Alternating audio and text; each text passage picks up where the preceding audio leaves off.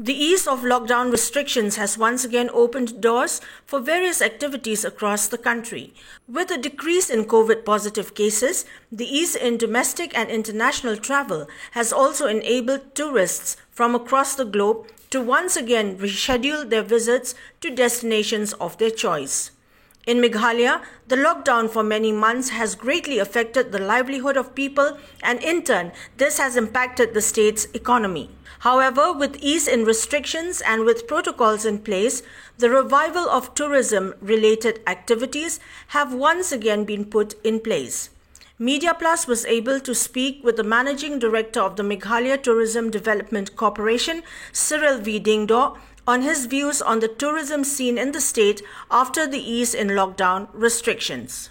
I think since we've opened up for tourism post-lockdown, it's really opened up. For a long time, the tourism sector was not opened, obviously because of the pandemic.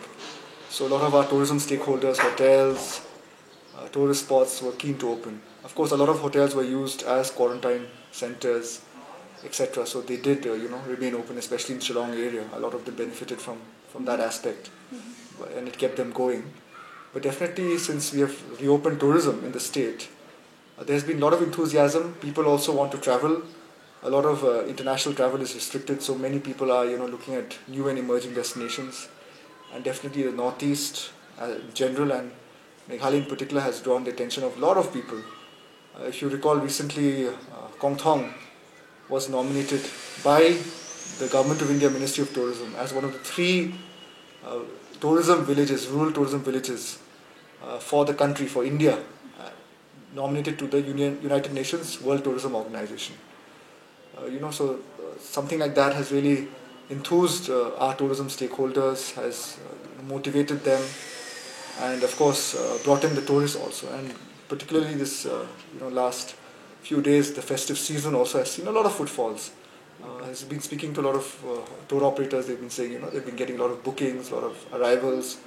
So tourists have been definitely coming. It's picking up, and hopefully this trend will continue because the sector has long suffered, as we know. And given if everyone maintains the protocols that we have laid out from the tourism department, we are hopeful that this trend will continue going to the festive season of November, December, right, which is also a travel season.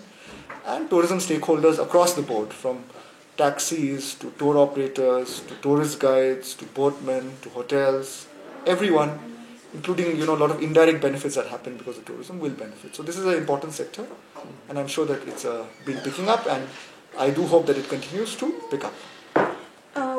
With the ease in travel, do we have any international tourists visiting our state now? I just don't have the figures offhand, but I can give that. Of course, I think the visas have just opened for international tourism, so these will pick up soon only because it's just opened. If I'm not mistaken, the Government of India has just opened up international tourism, but a lot of domestic tourism has been happening. And you know that the number of flights to Umroi Airport, the Shillong Airport at Umroi, has really increased, and record number of passengers have been served now in the Shillong Airport. The Shillong Airport Twitter handle always tweets these figures on a daily basis, and we have the direct flight to New Delhi, Flybig Airlines, which is a beautiful flight in the sense that direct connectivity between Shillong and Delhi. And I really encourage tourists to take this flight over the weekend to Shillong and then go back. So with improved connectivity, especially flights to Delhi, and improved regional connectivity within the Northeast itself, of course the flight to Calcutta, etc., this airport will continue to serve tourism, and I'm sure in the coming days with direct connectivity to Shillong, a lot of tourists will make it a point to travel to this part of the country. We already have an ongoing scheme. It's already a scheme for promotion of homestays and resorts. We already have that scheme, so I encourage people to go through that scheme, those who would like to avail of that scheme. Of course, it's through a bank loan, so the government gives some support of up to 30% of the project costs up to a certain limit. So that scheme is already there. It's been ongoing, and a lot of homestays have definitely come up through that scheme. In Saura, in Shillong, and other places. Many of them are run by women entrepreneurs. So that scheme is there. So those who are interested can contact the Director of Tourism and look up that scheme. So our protocols are in place. Okay. In terms of those who are vaccinated can come, etc. Those who are not have to test. Right. So those are the health protocols. It's based on health protocols. Obviously, when we have opened up, we have taken care of the safety of our tourists visiting the locations and also the stakeholders there. So our protocols are very clear. I'll share a copy with you all.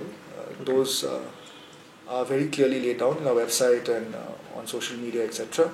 On our Meghalaya Tourism app. So our tourists have been following those protocols. They also want to be safe, when they come in. And we encourage all our stakeholders also to, to read these protocols and to follow them.